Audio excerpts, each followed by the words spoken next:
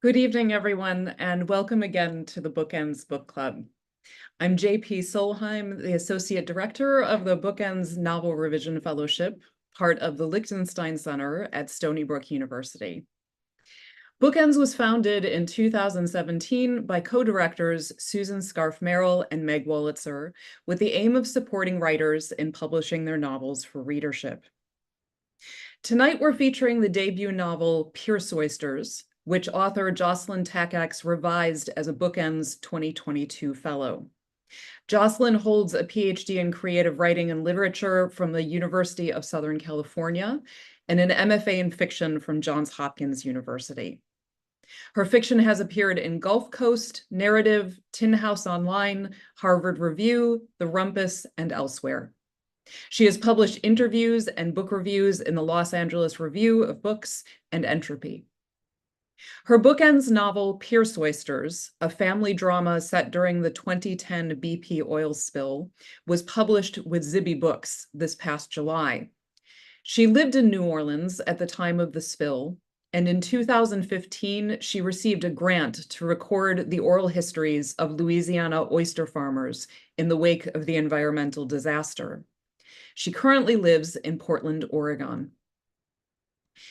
In discussion with Joselyn is her BookEnds mentor, program co-founding director Meg Wolitzer, whose novels include The Female Persuasion, The Interestings, The 10-Year Nap, The Position, and The Wife, among others. Wolitzer, who has also written books for young readers, was guest editor of the Best American Short Stories 2017. She is also host of the literary radio show and podcast Selected Shorts.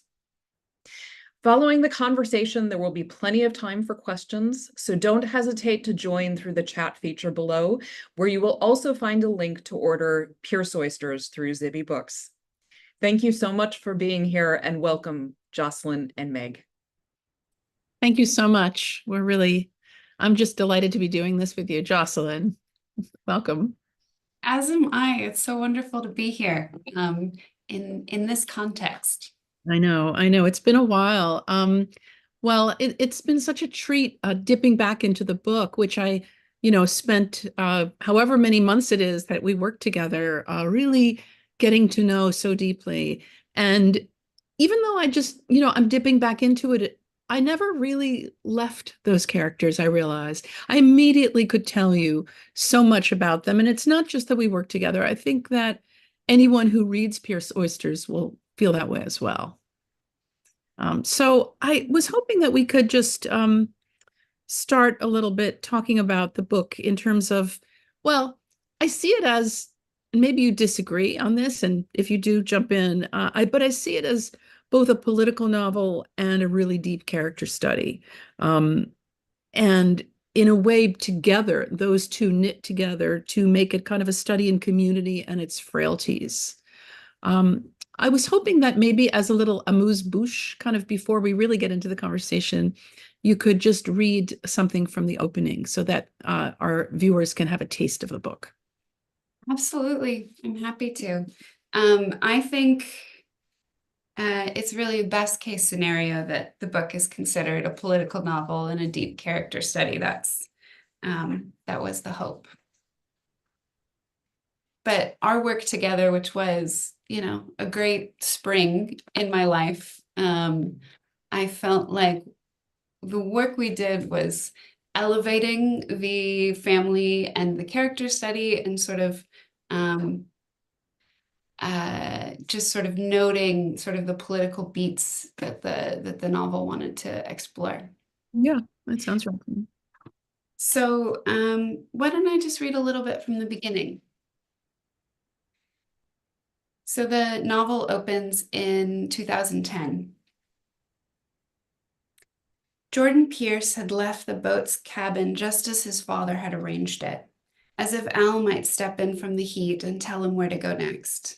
It was a good old oyster boat, built to purpose in 1972, a 65-foot shallow draft boat, a barge really, designed to cruise in 2.5 feet of water while ferrying 40 sacks of oysters on the broad face of its front deck. Jordan's grandfather built the boat with profits from the family's oyster reefs, inherited from his father, who established the first reef behind his fishing camp on Cheniere Caminada, a peninsular arm reaching into Caminada Bay. There, the oysters quickly grew fat and briny in the warm, brackish waters so near the Gulf of Mexico. He leased this plot of water bottom from the state of Louisiana in 1919 and built up the reef with spent oyster shells, which he dumped by the boatload, year after year, down to the mud. So began the Pearce Oyster Company. In 1975, the boat passed to Jordan's father as a wedding gift. At the time, it was called Fortuna, after the Roman goddess of fortune. His father rechristened the boat May's Day and blew paint on the stern after Jordan's mother, not that May would spend any time on it. For the next 4 decades, May's Day dredged the same oyster reefs in the Barataria and Terrebonne basins, and in those years, except for changing captains, fortunes, and too few coats of paint, the boat had hardly changed at all. On the wall opposite the galley kitchen were pictures Jordan's father had pinned up with thumbtacks. Redfish dangling on the line, Jordan and his brother Benny, young, each holding up a crab pot, and the old-timers, his grandfather, father, and uncle. Here they stood in a row, corralled, Jordan guessed, by his mother behind the camera, with their hands in their pockets, their caps casting shadows on their square faces. Even while they lived, even while still somewhat young, they had looked to Jordan like men out of photographs, like leftovers from some older way of the world now gone. The dashboard held old papers, maps, and curios bleached from sun. At one end was a hula girl swaying on her suction cup when the waves picked up. On the other end, a figurine of the Virgin Mary glued in place. A string of Mardi Gras beads hung around her ankles. In the cabinet below the dash was a framed and jaundiced Times-Picayune with a quote from Jordan's father that read, "You pluck one thing out of nature, and you find it's tied to everything, everything in the universe." Thank you so much. That was wonderful. Well, that quote is really about the choices a writer makes too, isn't it? You pluck Yeah. one thing out of nature, and it connects. Let's start with how your research connected, the oral history project, how that connected to creating fiction. Did you know at the time that you would one day make a novel out of it? I'd hoped to, but when I started, so it took me a long time to finish this novel and even decide on a topic. But when I thought that I wanted to write a novel about this environmental disaster, I knew I was sort of in over my head, and that I would need to do a ton of research. And I applied for a grant to record the oral histories of oyster farmers in 3 parishes of Louisiana. And at the time, I was 26 years old. I thought, I think it's important that these stories are recorded, whether or not I'm able to write a novel. And so I spent a summer sort of traveling around Louisiana, talking to oyster farmers and their families about, what it was like growing up in the towns where they grew up and who their parents were and what their relationships are like. And then also what it's like to run a business as the largest accidental oil spill in world history happened. And it started as a small project, but the more I talked to people and I was gaining some trust with a few people, they would say, okay, you can talk to my brother, and I'll give you his phone number. And so I would go and travel and talk to them. So after, I spent a summer recording those stories, it was daunting to think, okay, how do I turn all of this material into a novel?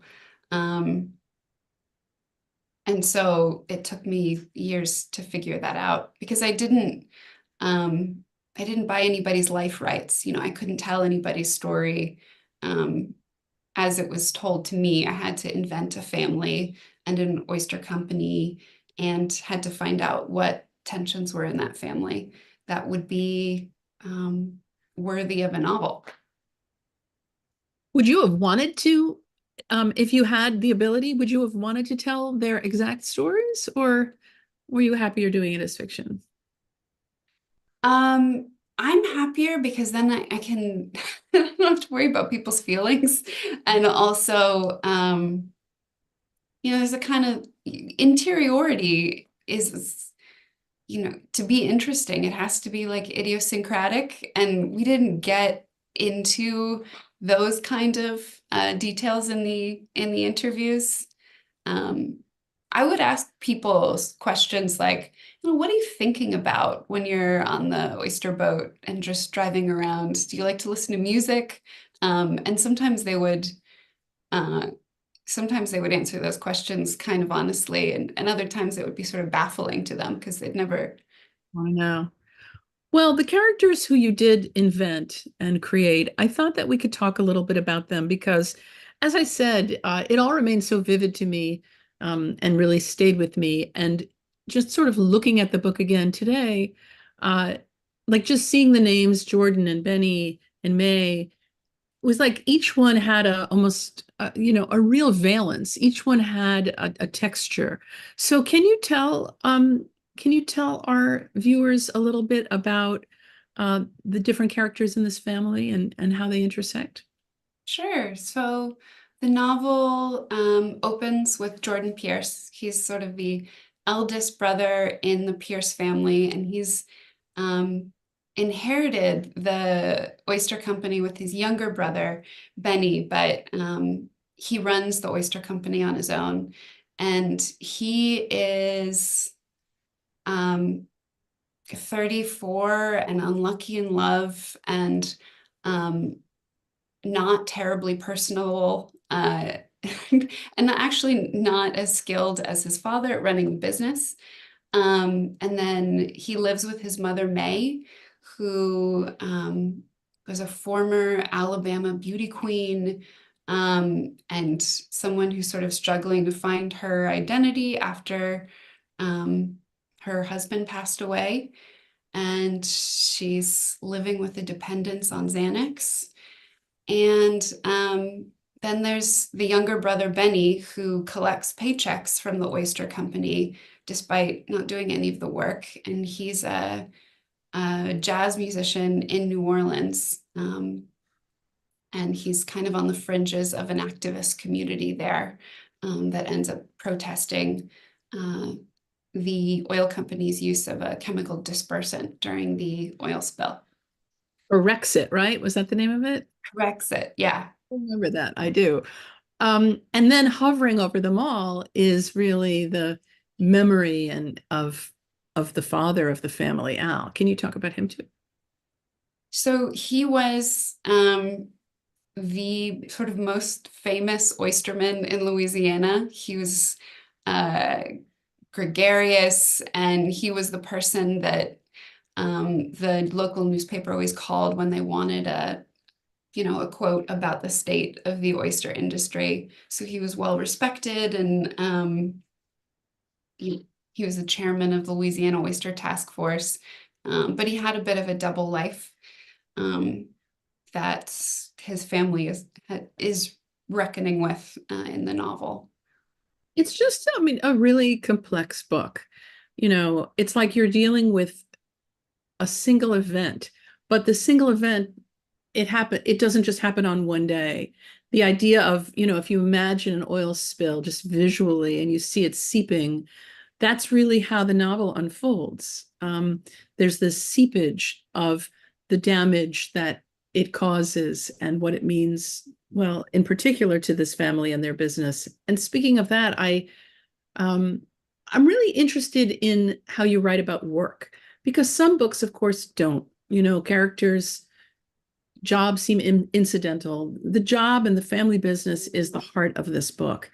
How did you take on getting work accurate letting us understand a field that we may not have really known anything about and making it compelling, because you certainly did. Luckily, when I went out on oyster boats, I took my video camera with me, and so I recorded them harvesting and bagging up oysters. So I was referring to that as I was writing those scenes. But there's a line that in the novel that it's harvesting oysters is good work if you like to live in your mind, which is true for, it's true for being a writer as well. But that was kind of adapted from something that somebody said to me when I asked them, what do you like about sort of the day to day? And that they just sort of felt like they could, know the reefs and know their product and be proud of their product, but also that they could, let their minds wander while they're harvesting oysters, because it's you have sort of a map in your mind of what the reef looks like under the boat as you're harvesting from it, but you don't need to be like on high alert unless there's bad weather. So I knew that I would have to have a lot of scenes on the boat, so I took a lot of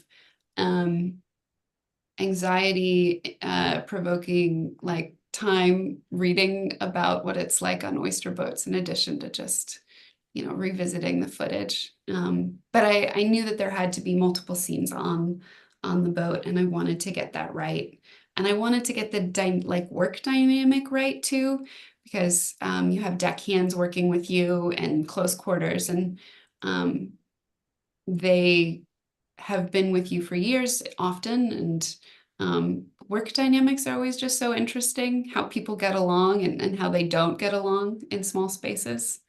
It's also a really diverse community, right? So people from different backgrounds are working together in this sort of hothouse of a sort, right? And there's a lot of drama in this book, and really interesting stuff about hierarchies, even within this small family business. I learned a lot. I mean, that's one of the kinds of books that I think people like to read, is one in which, I mean, your book falls into different categories, but one in which you really come away thinking, I learned something. I didn't even go into it expecting to, but you sort of can't help but do that. And I guess that comes across because that's probably not dissimilar from how you entered it as well. Where was the catalyst for you to even begin to do the oral history and think about this? It was actually a newspaper article I read at the time of the spill. It was sort of maybe a month or two in the spill, and I read an interview with an oyster farmer whose business was closing down as oil was making its way inland. And I'd known nothing about what it means to be an oyster farmer in Louisiana, not to mention the long legacies that these oyster companies often have that usually pass down from generation to generation. And I just thought it was devastating that, you could inherit a business, and for reasons entirely out of your control, your business will close. And so later, when I thought about the kind of novel I wanted to write, which was, a novel that tackled a big environmental issue, I thought of that article, and I thought, I wonder if I could talk to that oyster farmer. And I did. I was able to talk to that oyster farmer before I received the grant, before I even applied for the grant. And because of his generosity, I knew that if I could talk to more oyster farmers, there was a good chance there would be a novel or a book there. What was the most unexpected element of this world? I mean, so much of it is unexpected. Like oyster reproduction is weird and fascinating, and uh, how oyster farmers move their oysters to different areas, to different reefs they have in order to um, encourage their growth to market size. So they have these areas where oysters reproduce naturally, where they sort of the sperm and egg are released into the water column, they fertilize, and they come back down as larvae. And oyster farmers will often then move these baby oysters to areas that are saltier and warmer, where they'll grow faster. And they know they have different areas sort of mapped out where they have different stages of production. So they have the oysters they're going to harvest from now, and the oysters they're going to harvest from in a few months from now, and then the oysters they're going to harvest from in a year or two. And so that was just interesting to me too, because it's not like these oyster reefs are right next to each other. They're in different bays across the state. So that surprised me. At the time I was working in a restaurant in the French Quarter at the time of the spill, and I just knew nothing about where the seafood came from. I knew, though, when the spill happened that we were putting signs up saying we're not serving any Louisiana seafood because people were terrified to eat it. While you describe it, it's so clear that your rigorous research is in evidence in the book and in your description, but there's also a way in which your lyrical writing, and it really is quite beautiful, the writing in the book, this subject and just the object of the oyster and the way you handle it is kind of luminous in the book. Is that something that you couldn't wait to do? Because it would seem to me there's even the beauty of describing oyster reproduction and the phrases of currents of water, and it's a whole new thing that just sort of magical to me. I hadn't thought about this before, but I think your question tells me about my own process a little bit. So I was nervous about all the research that I had to do and get right, and it kind of hamstrung me. And so the only way I could make progress is to just sort of turn on my internet blocker and do free writing sessions, where I couldn't check that anything was accurate. And I just sort of wrote the novel by accumulation that way. And that allowed me to be free and enjoy writing the sentences. Because it's hard to write beautiful sentences when you're scared. Yeah, and that's actually great. I don't think you meant that necessarily as advice to people who are watching, but I actually think it's kind of great advice to anyone who is writing, that you don't have to worry about getting things wrong, because of course there's such a thing as revision, which we live by, but that when you really want to get down some things, as you did, you can do free writing and not worry. The freedom of, getting it right, because we've talked, in our program about novels that feel like Wikipedia novels, and this really does not. And I think you're describing part of why it does not, because you had that freedom, which is, I think, as important as getting the research correct. That strikes me that way.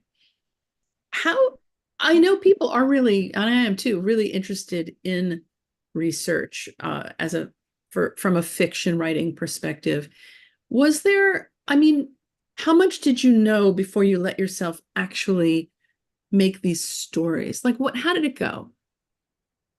It was pretty fraught for me. I read a couple books about the spill, and what happened, in addition to the interviews I did. And then there's great journalism about the spill and how it unfolded. But when I was writing, I just had to keep it in the back of my mind in order to make progress, as I said. One of the early pieces of advice that helped me, because I think the novel in the first couple drafts was too much about the oil spill, was that instead of thinking about writing a novel about this oil spill, think about writing a novel about a family with 4 major events in which the oil spill is prominent, and pace those out throughout the novel. And that freed me up quite a bit, because then I could think about, oh, I want a scene with oiled sea life. And then, of course, there has to be the scene where they first see oil on the water.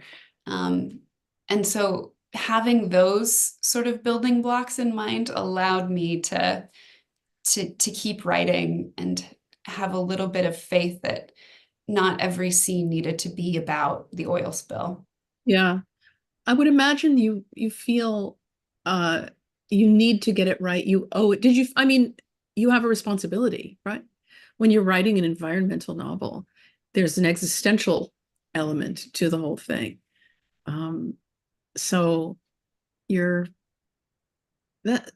think what you're describing makes it sound much less onerous to me, to break it down into not just this one thing, the Deepwater Horizon, but to break it down further, because of course everything is broken down further, right? I mean, even novels like about wars, World War II novels, World War I novels, thinking about, how they might take on something happening in one country, something happening in another, how they connect, how they never connect, but they give a sense of the overarching real power of this event.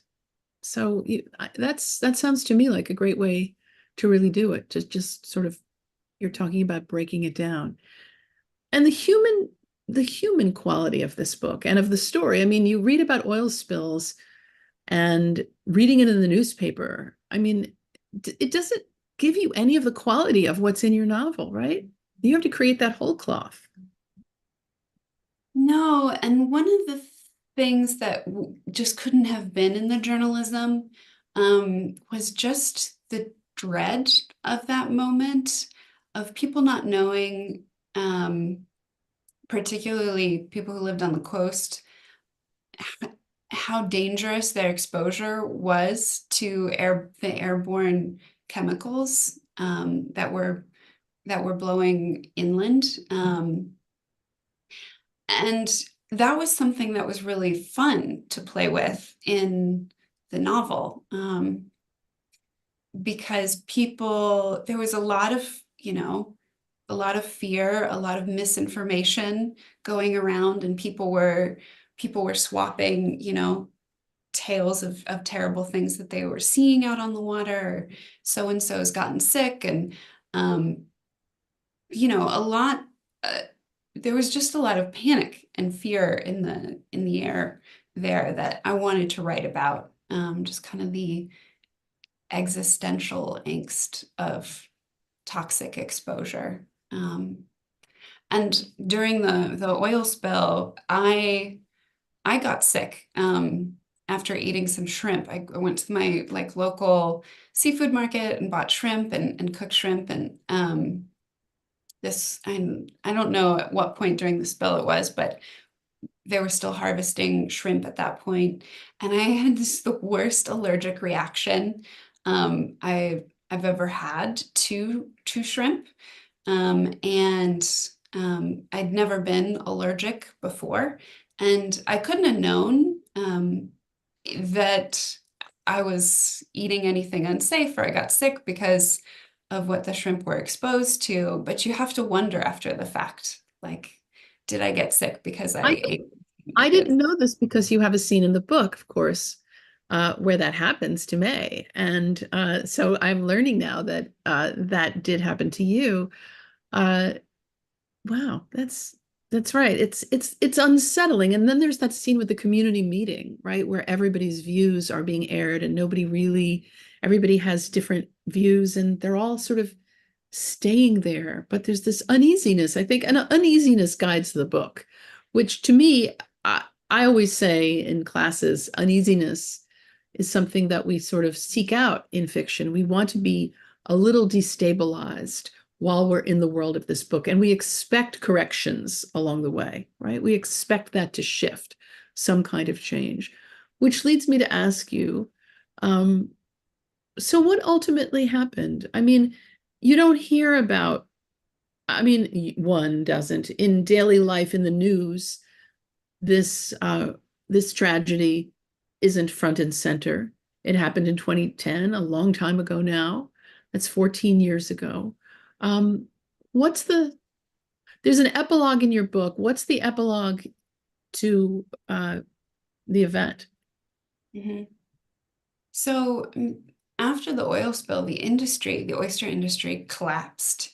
And that was complicated because there were large freshwater diversions from the Mississippi River opened. And the state decided to open these large freshwater diversions as a means to push oil that was coming in from the Gulf of Mexico out. In doing so, it killed very, very productive oyster harvesting areas.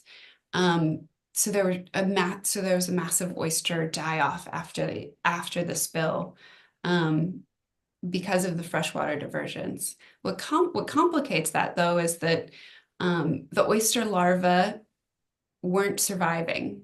And so areas that did die off weren't coming back for reasons that really haven't been studied in any studies that I've searched for as to why the oyster larvae weren't surviving.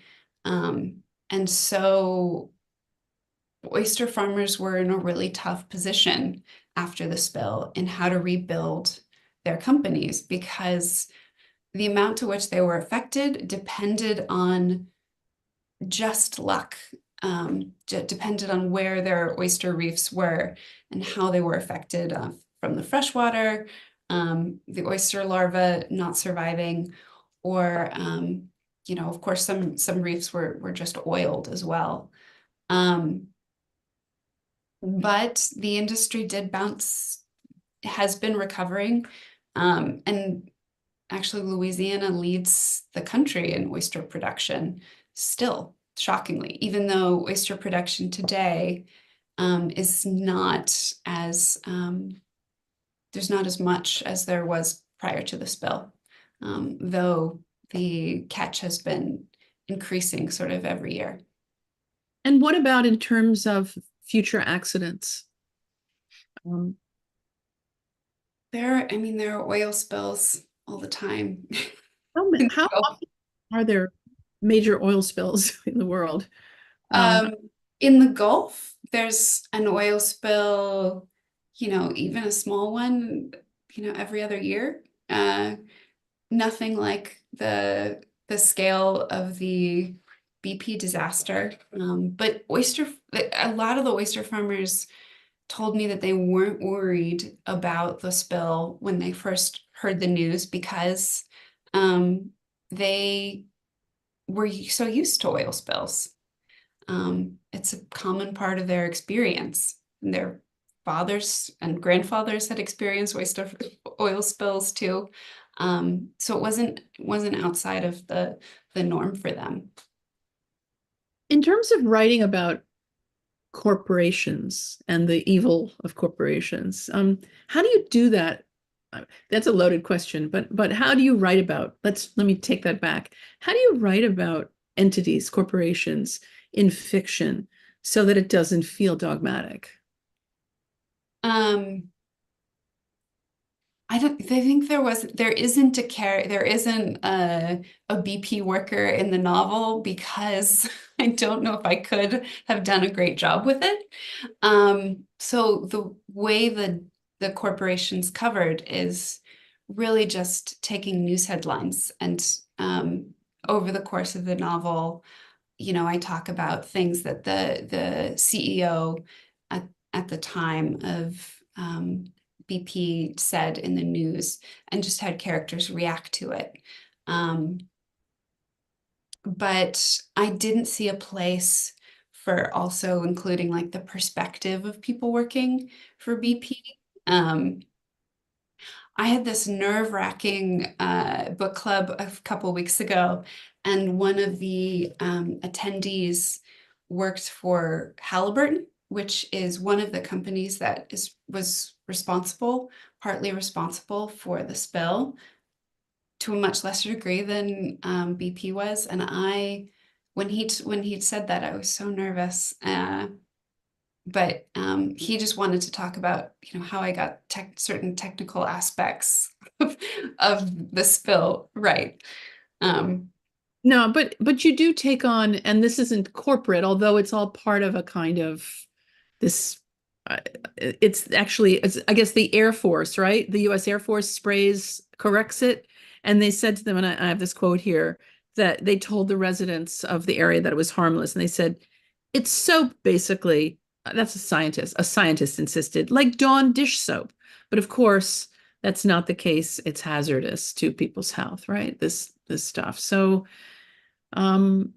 there's levels, there's layers in this book of what people know, what they are able to know, the truth or not, and what they're willing to know. And that's true on a large scale level like this, but it's also true within the family, right? About these two brothers. I mean, this is kind of like a brother story.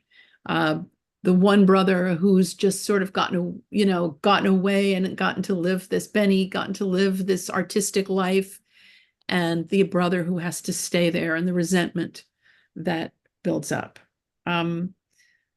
So I don't know, you handle a lot here. I am curious about any sort of analogs for you, novels that were important to you that you thought about. I sometimes find that when I'm writing a book, there's almost like a companion book in my mind. That's like a guide for me as I'm working. Did you have anything like that, or not really? I think I just stole along the way from whatever I was falling in love with at the moment. And what do you remember what you were falling in love with at the time? I had a lot of fun writing the character of Benny, and I sort of lifted some of his attitudes from One Flew Over the Cuckoo's Nest. I was reading Ken Kesey's novel, and there's You live in Oregon, so you have to do that. Yeah, McMurphy. His dialogue is fantastic, and I was just having so much fun reading it. I was inspired by that. I taught to the Lighthouse one semester, and I was, and nobody's better at like free and direct discourse than Virginia Woolf. So I had fun in sections when I was just deep in the character's perspective, like May's perspective.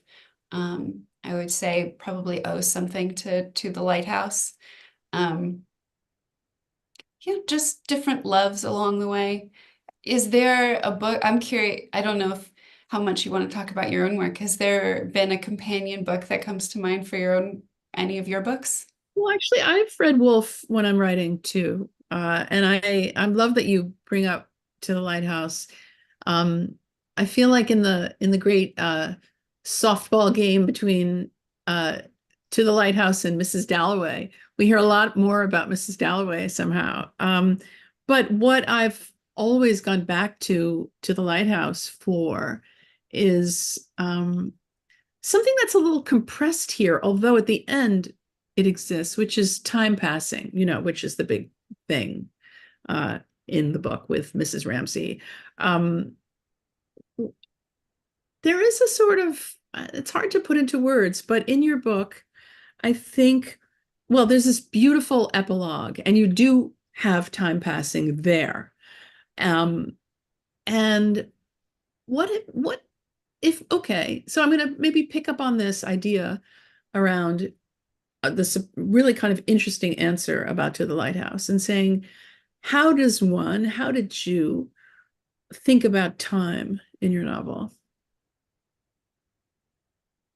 Well, in some ways I was lucky because I had a ticking, time bomb of the spill, that I knew the spill was going to get worse and that the spill should intensify the conflicts within the different characters' lives. I thought that the novel was going to take more time over the course of the oil spill than it actually did. Once I got the wayward brother home and back on the oyster boat, things were just happening really quickly, and the novel sped up for me.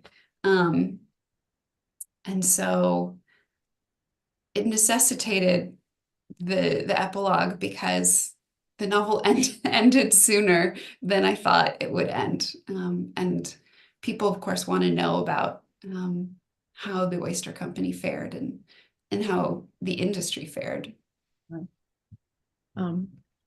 Hi, I just am going to jump in and invite everyone to join in the conversation and to ask any questions or comments about this beautiful book.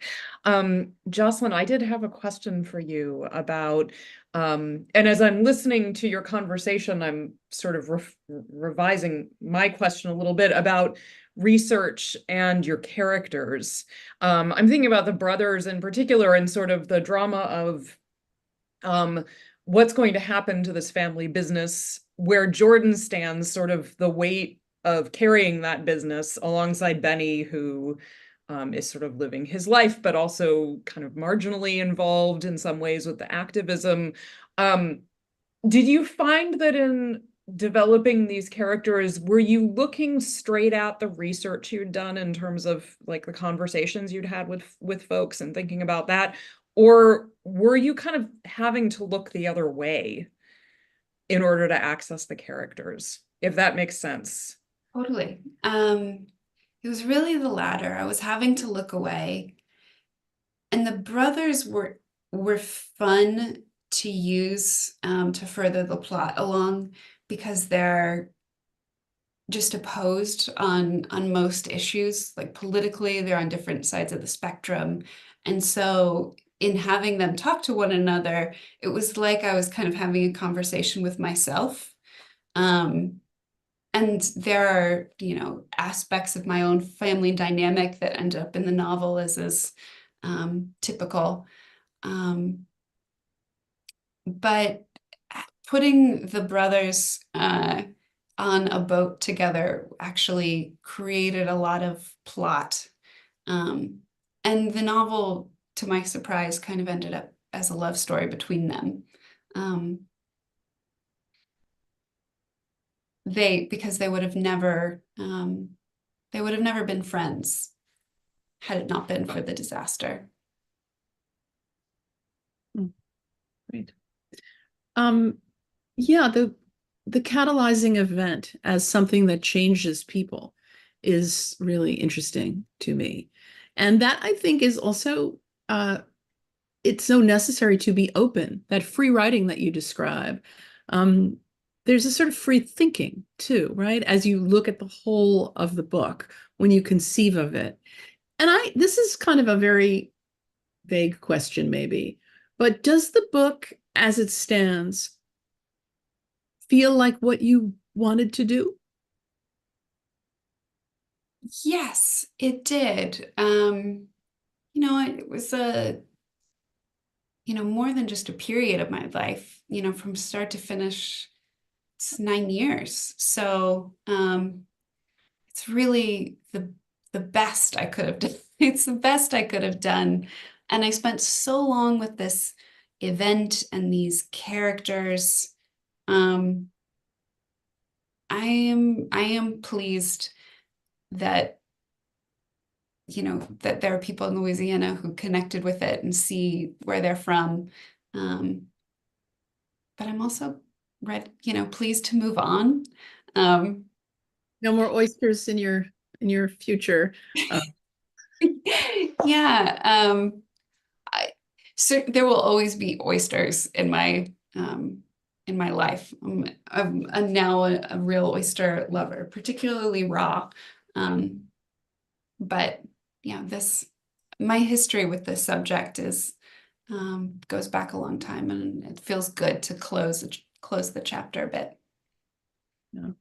So your pod mate from Bookends, Kelly Anderson, has a comment and a question for you. Kelly writes, when you were writing your revision in Bookends, I was always struck by your quiet and deep reflection inside group meetings. Like, it felt so much was going on inside, and that you've mastered some way of going inside yourself for the answers. Can you talk a little bit about your writing process structure, what you do each day, and how you tackle difficult problems in your writing when you go for writing answers? Thanks, Kelly. I wish I could see your face.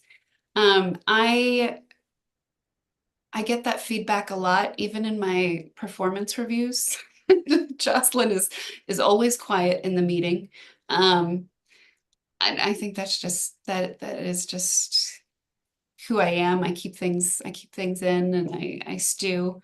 My process is usually to do timed writing sessions, ideally in the morning, ideally with a cup of coffee or two.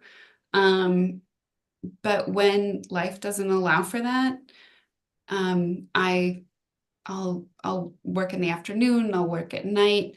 I had word count goals as I was writing the first draft, and I really believed that I was unable to plot out the novel, and that I would just find the novel within the words that I was accumulating every day, which made for a long revision process. But I've never been able to think up ideas in a first draft of what should happen. And so it was the only way that occurred to me as a way that a novel could be written.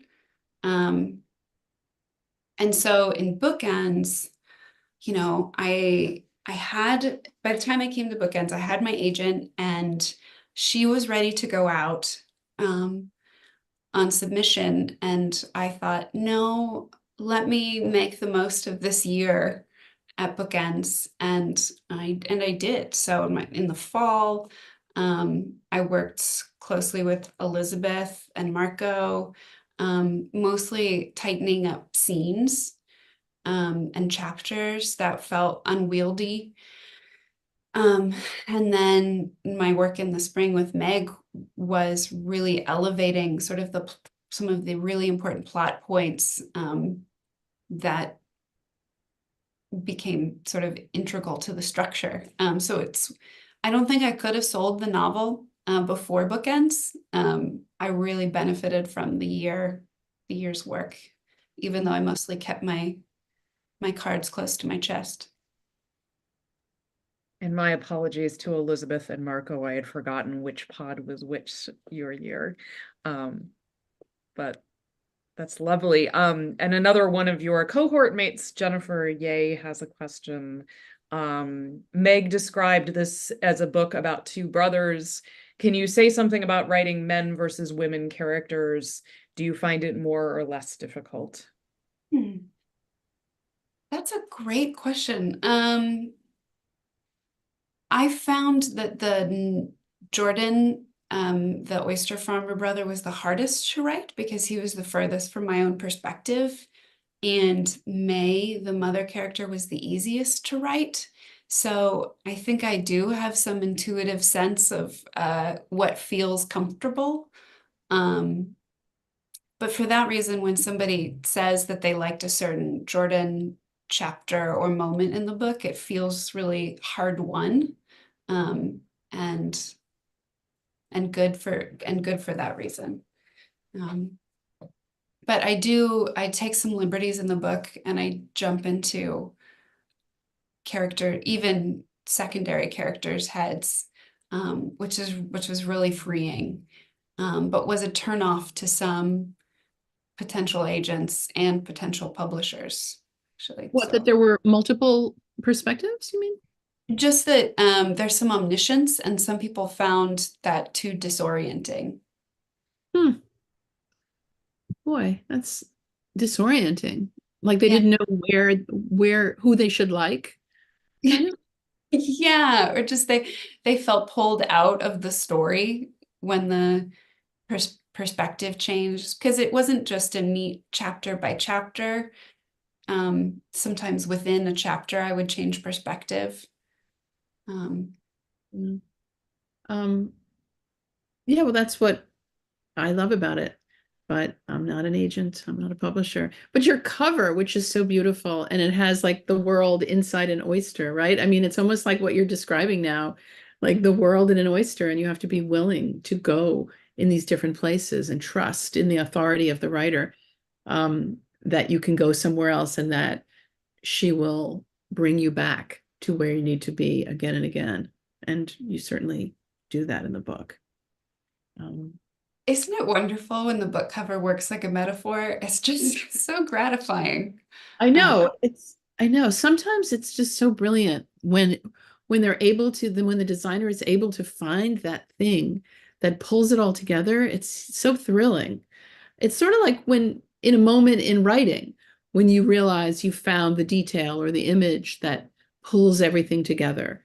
And actually, I took note of, let me just see if I can find this really quickly, of something in the book that you almost without even, I don't know if it's very, very conscious, I guess it is conscious, but water, the idea of water running through this book, even when it's not necessarily, pointedly about the spill or about working on the water, you have this, well, I'm going to read you this paragraph. What Jordan learned about hurricanes was that although they destroyed, they also renewed. Some oyster crops were buried, other crops long submerged were unearthed. It takes 2 to 5 years for an oyster to reach market size, and in the same span of time, Jordan taught himself to run his father's business. 5 years after Katrina, it was looking to be a windfall year again.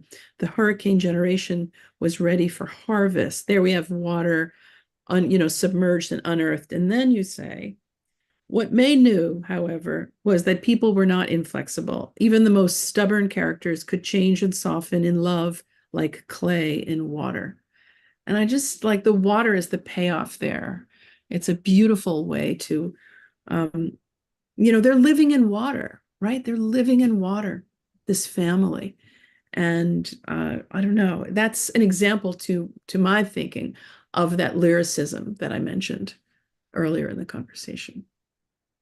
Yeah, no, thank you.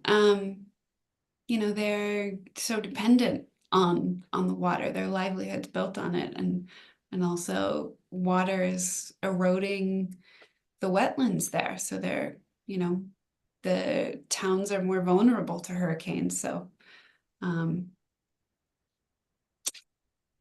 I'm relieved to hear that it's present enough in your mind that you think it's a central motif of the book, because I do. Well, the book is very present in my mind, and I was really delighted to find that. Before we go, are you writing what are you doing? What are you writing now? I'm working on a screenplay, actually. I thought as like a palate cleanser, it would be fun to try and write a screenplay. I've always wanted to.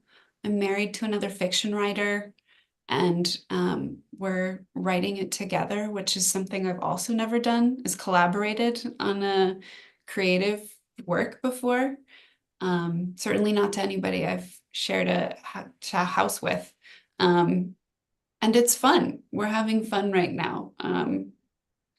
So the goal is to finish a draft by New Year. I'm sure you will. And once again, character is going to be paramount there too. And you're just the person to take that on. Well, Well, thank you. I'm This so has been so wonderful to chat with you after our spring together. No, I Thank you. missed it. It was great. It was really fun for me. I always learned so much from working with different writers in our year. And I really, you were really rigorous in your process and revising and just coming back and just sort of boring in a way that you did. And it paid off beautifully. And you have this beautiful novel. So what a happy reunion to be here and celebrate you. So congratulations. Oh, thanks, Meg. Thank you so much, Joselyn and Meg. This has been great. And thanks everyone for watching.